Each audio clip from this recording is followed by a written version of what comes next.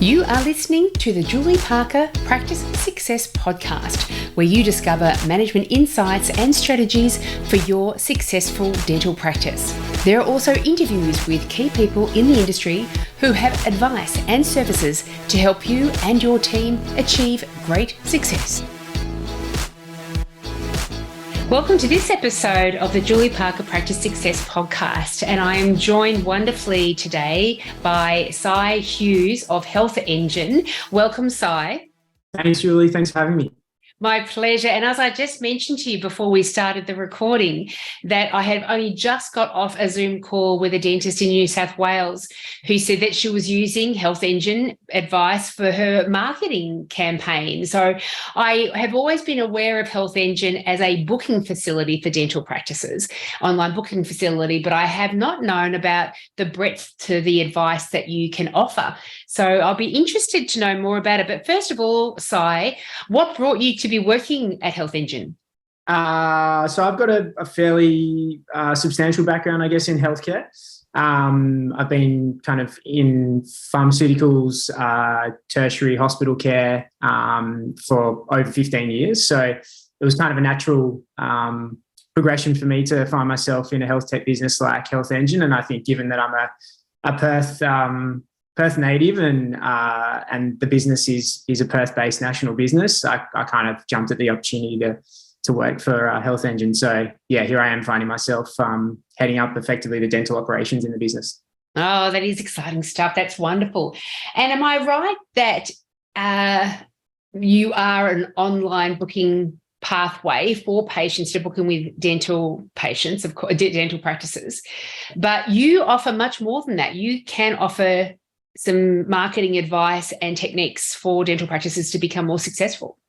Yeah, I think that whether we offer marketing advice, I think like our customer success managers are very good at understanding the needs of our practices. I guess fundamentally Healthengine as a platform is to the consumer an app or the website where they basically go to manage their healthcare and book appointments with their either existing providers or new providers, whether that be dentists, GPs, physio, allied health, pharmacy, etc. On the practice side of things, we call ourselves a marketplace. So effectively, that means that we connect new and existing patients to those practices, but we kind of, I guess, help them to extend their online presence and market their practice effectively to new and existing patients. So that's probably where the marketing side of it comes into play. And I think particularly in the dental industry, I think dentists and dental practice owners are generally more savvy when it comes to how they promote their business. And maybe that's due to the competitive nature of the industry. I'm presuming you could probably provide some more feedback on that, but that's where we feel we can kind of offer a point of difference in the marketing space. Yeah, it has been, it's an ever-evolving space, isn't it? And never has it been as important to get expert advice in this space, because the people that are good at marketing nowadays, they've done degrees and all sorts of things, and it's their work. It's what they do all the time. You know, you go to dentists because that's what they do all the time. We go to marketing experts because that's what they do all the time. And I think one of the intriguing aspects of marketing is, as we move through different generations, we need to be messaging different things and providing different opportunities as well. I was listening to the fantastic Michelle Taylor of her business is called Marketing Practice, I think it's called. And she was saying that the current generation, the younger generation at the moment, they want to be able to book in instantly whenever they're logging onto your site. If they want to make a booking now, they want to make a booking right now. And there's no waiting a few hours until opening hours so we can actually call them up, because they also don't necessarily want to speak to anyone on the phone.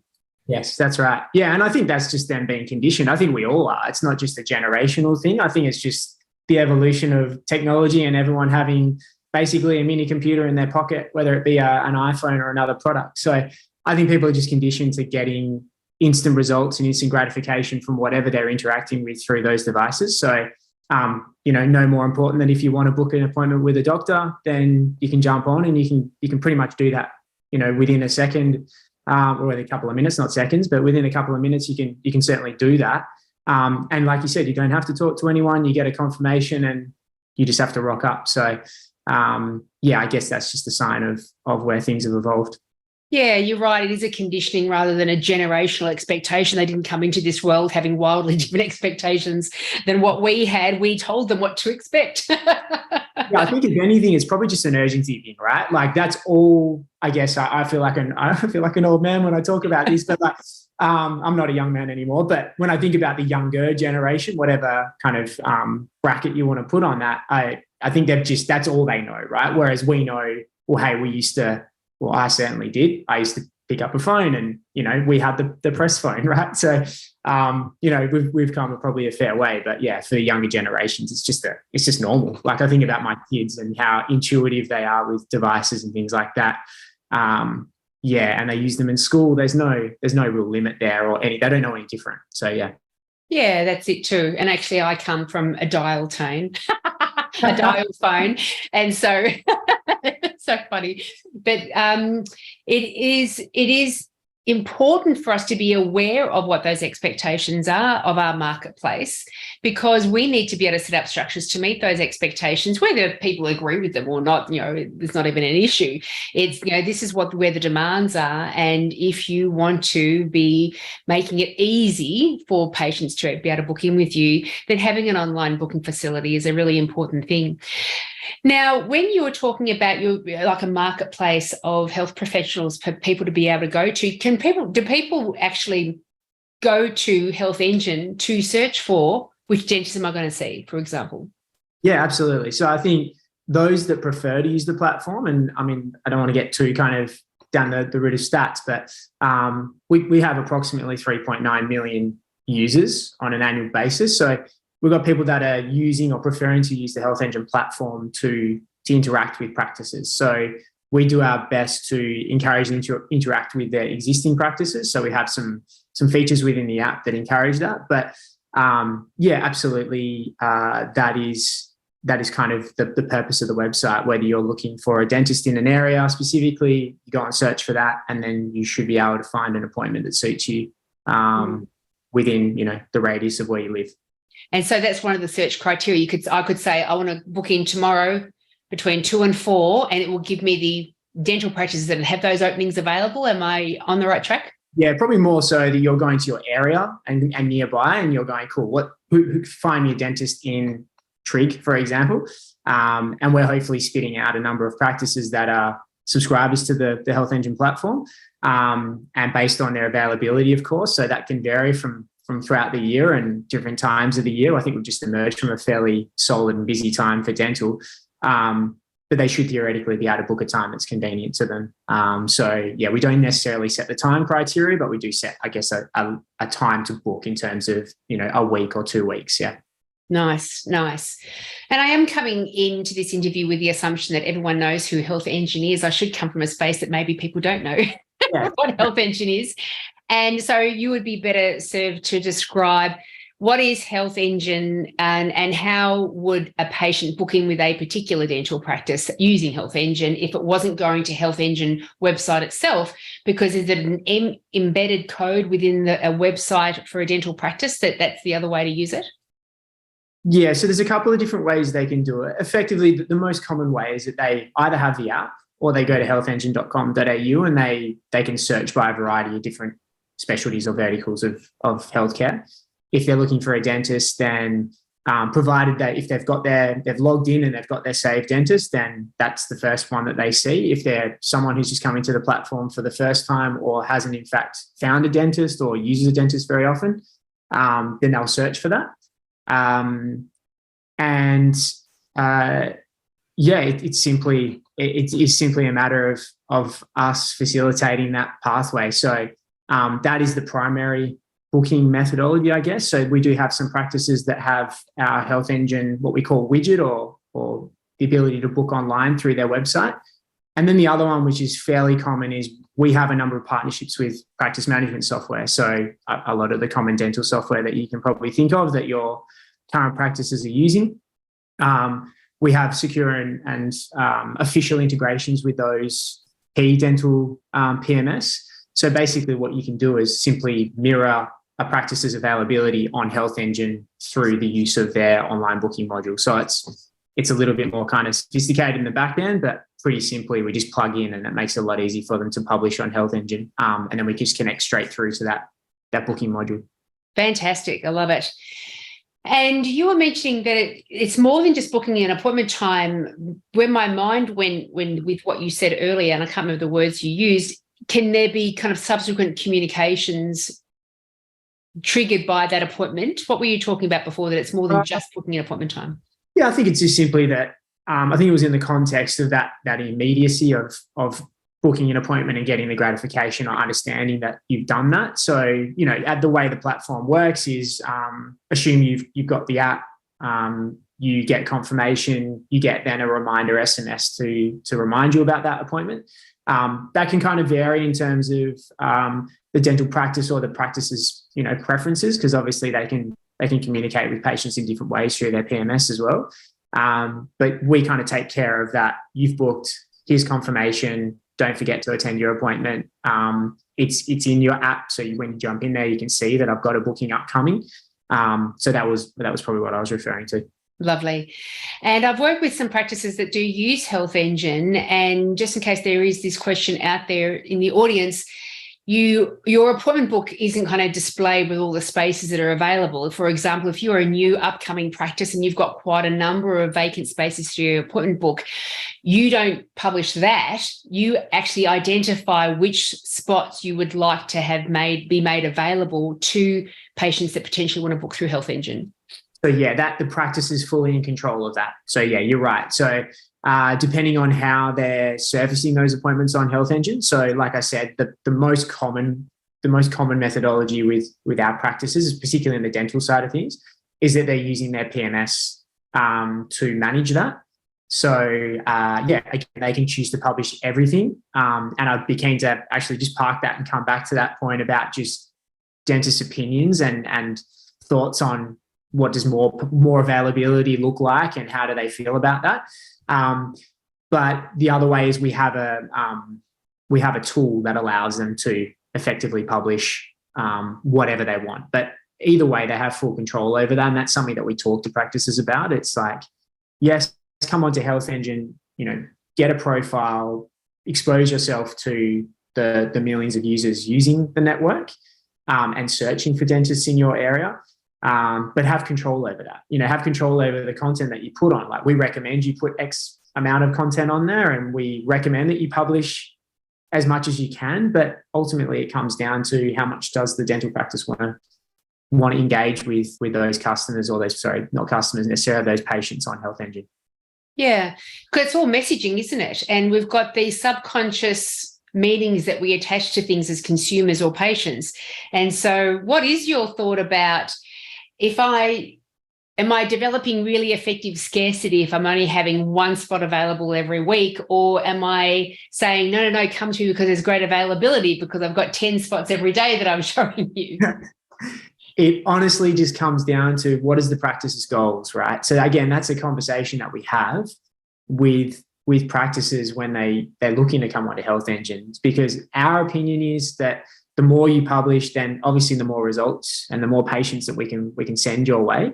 But only if the goal is, I want more new patients to my practice. So that comes back to that overall marketing promotional exercise. What are their goals in terms of marketing, and how do they manage that, and how important is it in the scheme of all the stuff that they've got to worry about? So we're just one part of that marketing piece, or that marketing mix, if you like. We can provide patients, like actual real patients. So that's an interesting, thought. But absolutely, it's a bit of a balance. But we have, I guess, received some feedback, but obviously keen to understand from your point of view that maybe there's some stigma attached with the more availability that you have. Does that mean that your practice is successful, or actually you've got too much about it? So I don't know what you get that feedback from. Yeah, and all I've got is my opinion, really. That's all we've ever got, isn't it? How would I feel if I was ringing up an optometrist or contacting an optometrist and wanting an appointment time, and I want to book a time tomorrow and I can have anywhere between 9 and 4? You're like, oh. Yes. But that could also mean they've got 10 rooms there. And so across the 10 rooms, each room has one spot available. So, it's the meaning that you attach behind that. I suppose there's going to be a nice balance because you're never going to get it 100% right anyway. Yeah, that's right. And I think that, yeah, look, it may be that you've just put a new chair into your practice. So you've got a new dentist joining, and you're trying to get their patient base up, right? So it's all kind of horses for courses in that respect. But yeah, I guess there's always different opinions from a patient perspective. And then I think that's when you bring in other things, right? Like you're going to Google and you're looking at what reviews they have and what is the feedback on this practice. Like that plays a huge part in, I think, how people choose a dentist. What private health insurance are they aligned with? All those other factors as well. We try and bring a lot of that information into the platform because we think that is going to make the experience better, but we've probably got a little bit more work and aspiration to do more in that space to make it a lot more easier and provide even more information than what they do now. So, because it is part of that selection criteria is the Google reviews. And I've read and heard that Google reviews are more trusted now than a personal review from a friend or family member. They're going to listen to that review and it's going to influence them to a certain degree, but they'll still go to the Google reviews. And if that coincides with what they say, they'll go ahead with it. But if it says a different story, they'll believe the Google reviews over their personal recommendation. Which is kind of crazy, hey, when you think about it. But yeah, I guess it's like recommending someone else to do anything for you. Like if you vouch for them, I guess, yeah, maybe people just put a little bit more weight on Google. I would hope that someone would trust me if I recommended them to a dentist. I'd hope so too. So are we finding that majority, do you know this information, that most of the people that are making appointment times through Healthengine are new patients, or is it also existing patients that are using that platform rather than contacting the practice directly? Yeah, it's a mix. I don't have the numbers offhand. Like obviously we have a significant number of people looking and booking an appointment with a dentist for the first time. But we certainly encourage existing patients to book with their practices or existing users of the platform to search for their general practice, to search for their dentist, to search for their allied health professionals. We use a thing called My Care Team, and it's really just, yeah, it's basically your favorite in your practices. So the last thing we want people doing is, I guess, going and shopping around or doing whatever they may do. We certainly don't want to encourage that. So generally, yeah, we find people are booking with practices for the first time, but a significant amount of people are using the platform just to book with their existing dentist. With their existing one, yeah. And it's an interesting thing with new patients coming in and booking the appointment time. Of course, dental practices, and I'm sure every health service has the same issue, where we're always endeavouring to control broken appointment times and people that book an appointment time and then just never turn up to them. And I've got my own collection of reasons why I believe patients don't keep their appointment times. One of the reasons for new patients not turning up is because they haven't yet developed any kind of relationship with you yet. So it's no skin off their nose if they upset you a little bit by not turning up. They'll just use the next dentist in the area rather than come back to you for a time that they do actually want to turn up for. And when we're booking a new patient via an online experience, so they're not speaking to the lovely, delightful receptionist who's very good at building rapport and being in a lengthy enough conversation to develop some kind of relationship at the very start. When it's purely online, we lose all of that. So are our chances of having that person not turn up a little bit higher? Or is it an opportunity for us to build out that experience ourselves? We get the notification that someone's booked in and we reach out to that person by phone call, text, or what have you, to actually get some sort of further communication going to really start to test the viability of the appointment time. What are your thoughts around that? Yeah, I think you're right. There's a lot of different factors that influence like whether someone carries through with an appointment that they're booked. I don't have the we class those as effectively like DNA. So I don't have any stats on hand, but there is a percentage of people that do that, and I think that's a combination of behaviours and other circumstance. And I think yes, obviously practices can do more, and we try to do more to, I guess, validate and encourage and remind. But there's a limit to what we can do in the realm of what Healthengine does right now. I think we probably could do more and want to do more in that respect. I think there's some other things that are playing interesting or having an interesting impact at the moment, like economic things, like people like, I don't want to go, I'm not an economist, and I'm certainly don't want to start going down that path. But the reality is things are more expensive.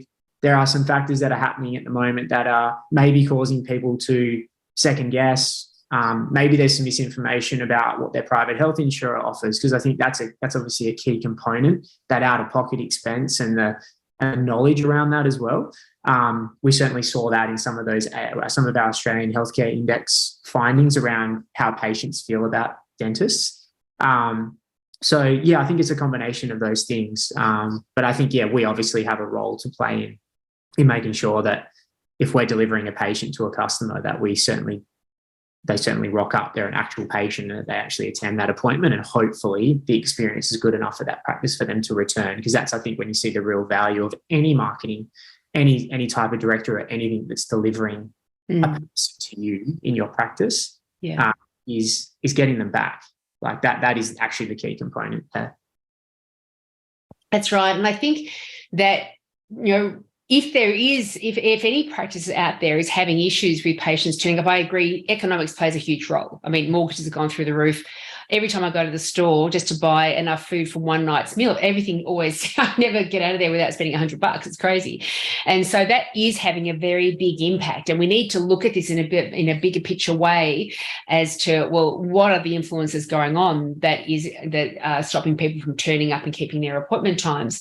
But if that is an issue, the lack of engagement by using Healthengine, it's not a reason not to use Healthengine. It's a reason to add a supplementary system to engage those patients as well, because I think making it available to people, that immediacy, meeting that expectation, I think is too important to miss out on.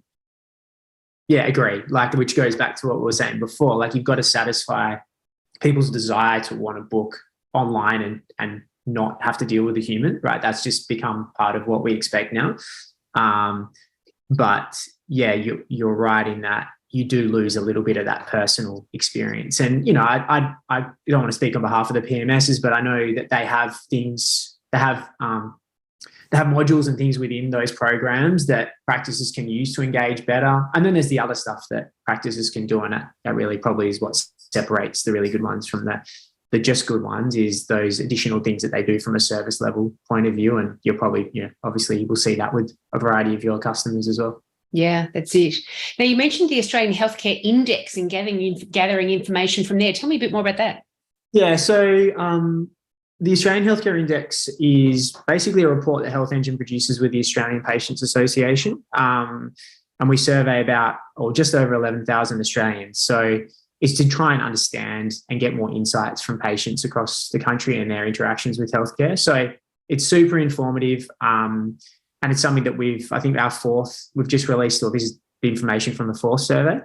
So it's something that we do annually, and it's kind of building more momentum and becoming something that is referred to quite a lot. But there was some kind of interesting stats that I got my colleague to share with me, and forgive me, I'm just going to read these so I don't get them wrong. But a couple of things that kind of stood out to me was only 53% of Australians have a regular dentist or clinic.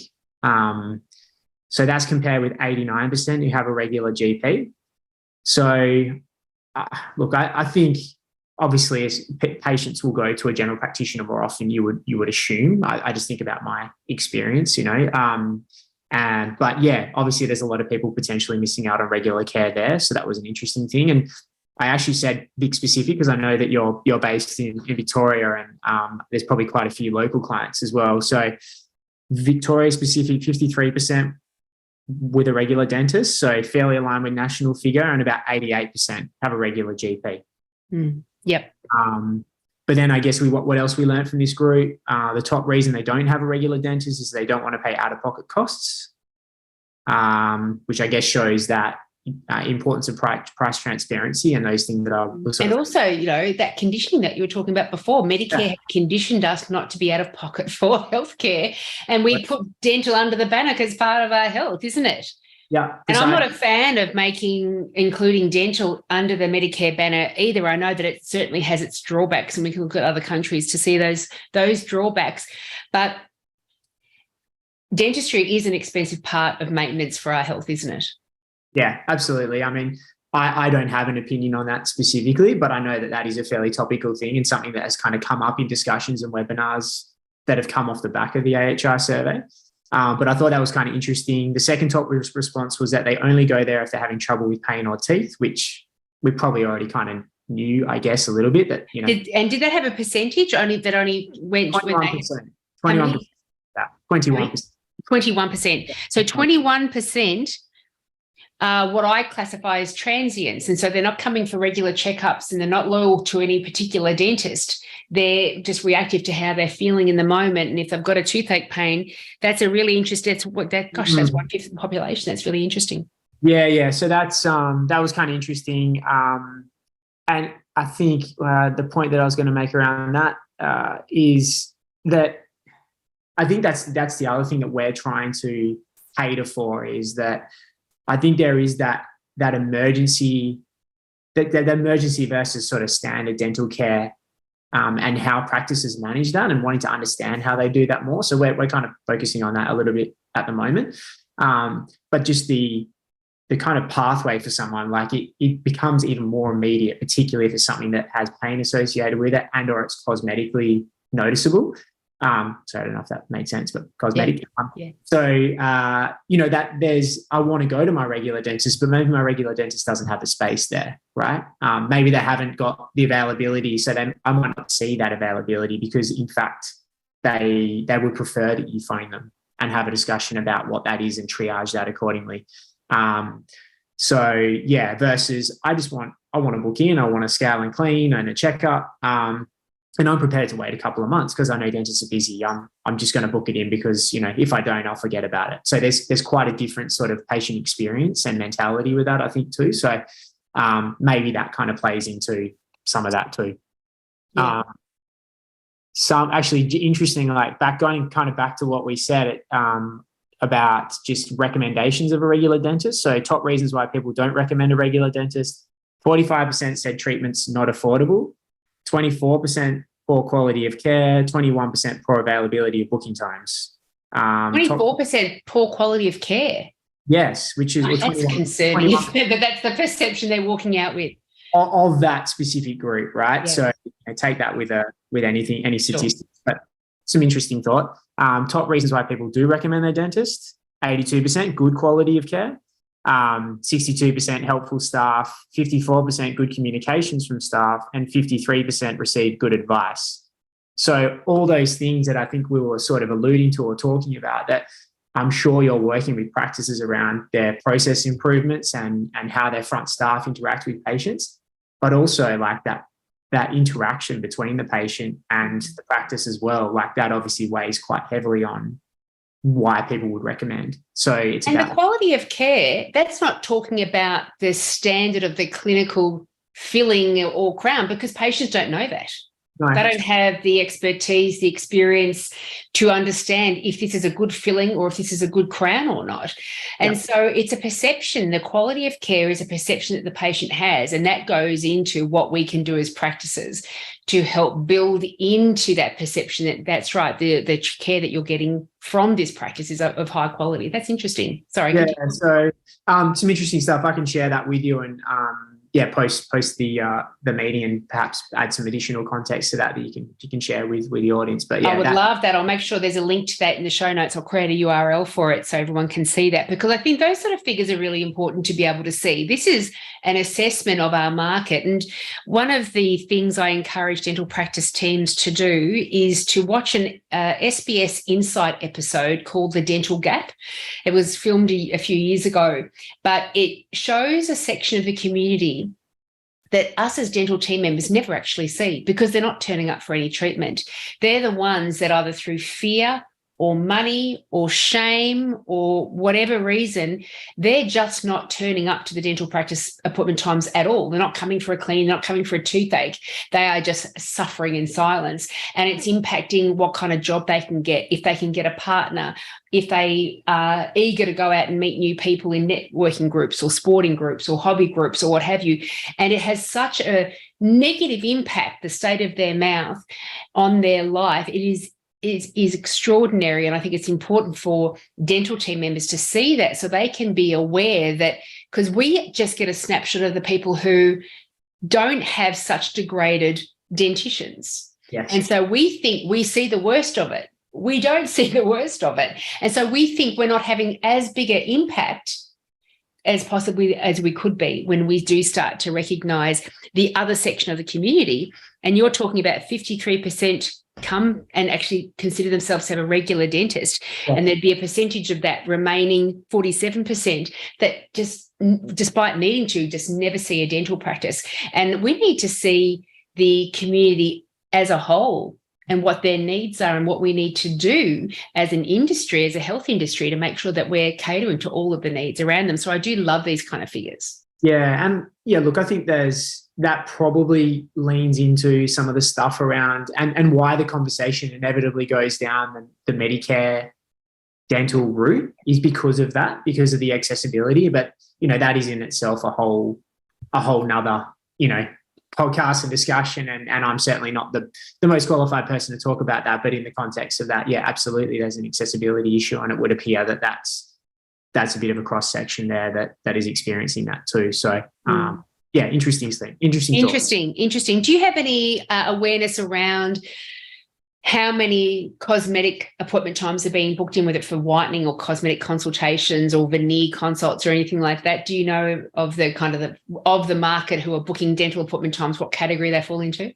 Yeah, not offhand, to be honest. Like we have I guess within a Healthengine profile, there is the ability to be able to, advertise special offers and have those things outlined, because we know that that's just a part of, what people want to know, what their dental practice offers, and maybe also drives their choice as well. So I suspect the number is probably a lot higher than what we think. And I'd be interested to know kind of what practices, like how hard they are kind of pushing on that or promoting that as well. Because I know that obviously that is an aspect of that's kind of good money, right? Like that's good return in those in cosmetics. So, and it's a different section of the market because everyone else needs to treat an oral condition. The cosmetic side is completely separate from that. Absolutely, yeah. So yeah, no, we don't have a marketplace per se for cosmetic dentistry. But no doubt, yeah, you only have to, watch your TV to see how many ads and or your Instagram account or whatever else you're consuming to see how many ads pop up for various cosmetic dental things, or maybe it's just me. And it would be a ballooning figure because, gosh, I'm 52 now, so I do look at young people going, oh, leave your eyelashes alone, leave your skin alone, if you wrinkle, it's okay. And so when we've got people, late teenagers and early 20-year-olds, when they're physically kind of in their prime, they're most wrinkle-free, they look so glorious, and they are constantly seeking ways to modify their appearance, even if it means it looks obvious that they've modified their appearance. Back in my day, if you were going to modify anything, it had to look completely natural. But now it's like, no, it can look fake. That's okay. It can look plastic. That's okay. And so along with these changing generations and changing expectations, it is that kind of, when you put yourself into that headspace of somebody who wants to do something to enhance their appearance, that urgency, that immediacy for information and getting the thing happening as soon as possible, that really taps into that, I want to get it and I want to get it right now. Yeah, absolutely. And like I've got a fairly strong opinion on I understand there's people feel the need and the pressure, but with two daughters, young daughters, the best thing I think people can remind themselves and their family members is that you are who you are for a reason. Like, it's just a shame that, looking like you said, like having alterations and looking quite, I guess, fake and being comfortable with that is just a product of how they've been marketed to and what is seen as the perception of what looks good, right? So, that is a bit of a challenge, but how that translates to dental cosmetics, I probably can't give much more insight into that. No, that's fine. It must be difficult to make sure you manage your Yeah. daughter's self-perception in a healthy way with all this stuff going on around their heads. Well, that kind of information is really, really interesting from a perspective of just general good marketing thoughts, guidelines, insights that you could share with the audience. What have you got to offer there? I must preface it by saying I'm not a dental marketing expert. So I look at it from a marketing background and a marketer within Healthengine as well, and having something there. But I think it really just comes down to, okay, what are practices doing, and where, like I said, where does that fit in the priority, and what are the kind of basics, things that I think of and what we talk about with customers, and how they kind of get their presence to a level. I think it's, before they start to spend additional money on other marketing and branding exercise. So I kind of think of it pretty basic, which is you set up your website, you have a good website, usable website, and accessible website. You have your Google presence sorted. So your Google business listing, and whatever else fits under that kind of Google sphere. And then hopefully as part of the website, you're probably thinking about SEO, or hopefully you've had some advice about search engine optimization and making sure that when someone searches for you, that you're going to appear in searches, because the reality is a lot of people use Google when they're not using Healthengine. And in fact, Google plays quite a significant part of how Healthengine is visible online as well. And then I think you start to get into like, cool, how do I extend my reach? So Google SEM or Google AdWords for those search engine marketing would be familiar with that, and the spend that you can put there to just basically have you can bid on various words and have strategies around when you appear based on what people search for. I put directories in that area as well. So we're talking about Healthengine today, but there's a number of different directories that you can be a part of, and that's really around just putting yourself in different places, so that if people are looking and they find themselves in a particular place, that you're going to be there, so they're going to find you, and that's inevitably going to help probably SEO as well. I like that. Be findable. Again, we've got to make it as easy as possible. There's too many of us around to hide ourselves away. Yeah. Yeah. And then you layer on other things like social media. So I know that is a commitment. And again, by no means a social media expert, but, there's the obvious platforms that people use. And I think some practices do it really well. And that's just a really nice brand exercise for them to do. Again, they're being found by a variety of different demographics as well, if they're kind of covering off all the aspects of social media. And then you kind of other things like general brand spend, third-party advertising, print, events, other bits and pieces that I think probably the top, X% of practices are probably doing that. And that's probably corporate activity and other dental enterprise that are probably doing more of that than the average SME 1 to 2, 3 practice group. So, but yeah, they're the kind of things, I guess, that we kind of consider, part of the marketing essentials and considerations, and how we kind of fit into that. That's fantastic. I love it. I'm going to add that into the show notes as well, that list. That's very, very helpful. And it does show, like many of those things, we just need expert advice on.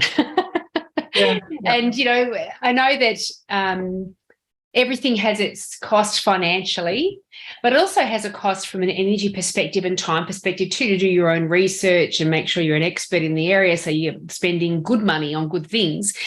And so you guys do in your dental space, do the things that you do really well. And I think the marketing side of it now, it has become so multifaceted, so complex, and such a changing space as well. Then we're better off leaving that one to the experts as well.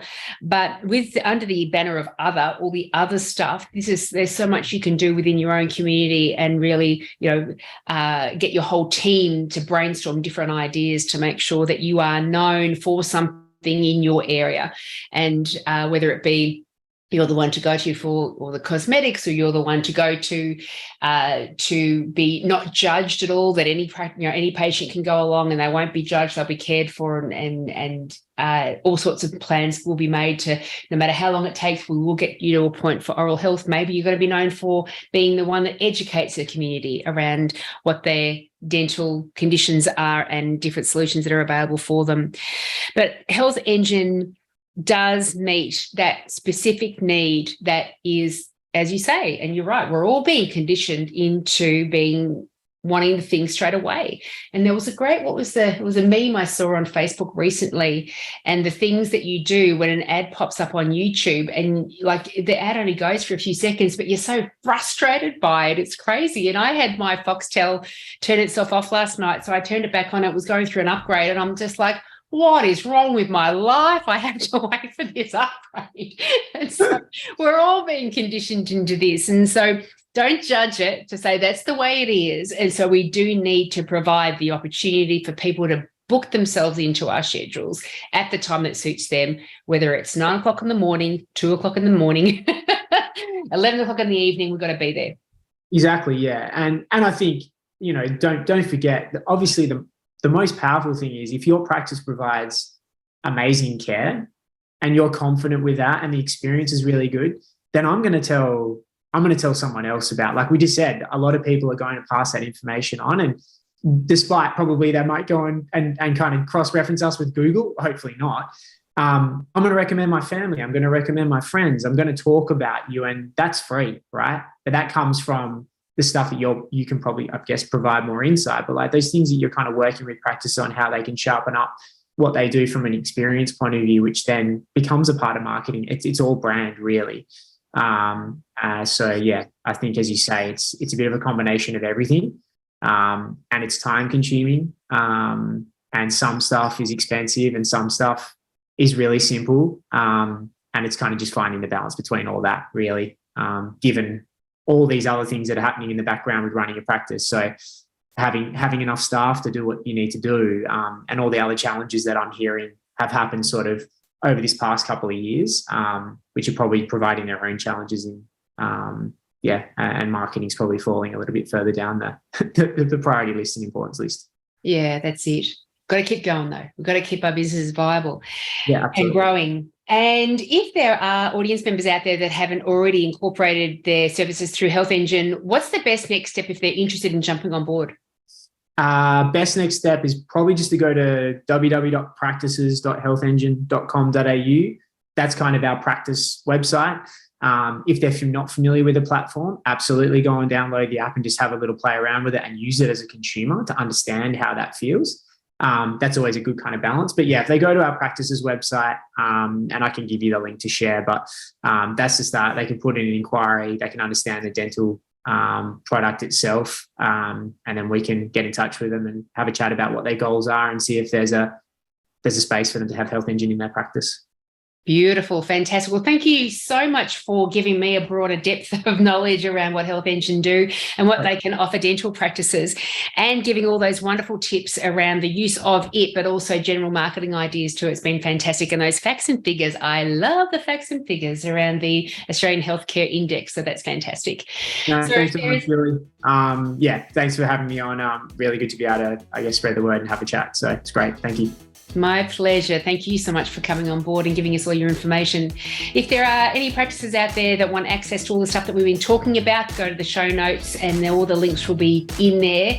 But I really do appreciate your contribution, Sye. It's a great episode and I thank you. Thanks, Julie. Cheers. If you enjoyed today's podcast, then you should come along and join the club. The club is a whole library of lunch and learns, with new lunch and learns being produced all the time, that help your dental team gain greater success in your systems, in your team behaviours, in your patient management, in your patient engagement, in their treatment plans. They are usually around half an hour in length, and so team members can sit down, be paid for their lunch break, eat lunch while they're being inspired, and delivered all of these insights and strategies that can be implemented so you all achieve greater levels of success. Also, Amina and I, my buddy from Dental Management Expertise, have a company, Dental Business Mastery, together. And our flagship online 1-year course for dental practice managers and dental practice owners to learn how to very successfully manage your dental practice is available. Head over to dentalbusinessmastery.com.au to find out more information, and has information about any other courses that we've got available. Also, make sure you do jump onto my website, julieparkerpracticesuccess.com.au, and you will see a whole load of free information. There are articles, the blog, downloads, templates, a whole load of things that are designed to help you overcome any specific challenge that you've got going on in your practice at the moment.